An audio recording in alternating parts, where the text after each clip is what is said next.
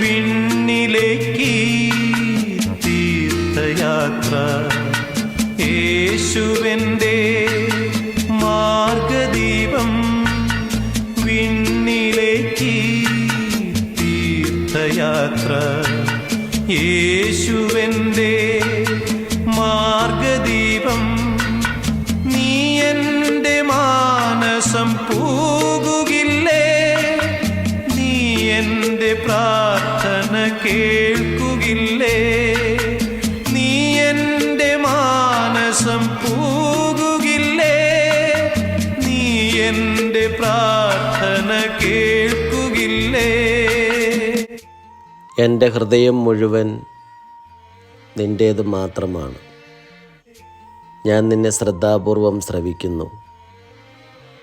നീ എന്നെ അന്വേഷിച്ച് വരുമ്പോൾ എൻ്റെ സർവ്വശ്രദ്ധയും നിന്നിൽ കേന്ദ്രീകരിക്കുന്നു.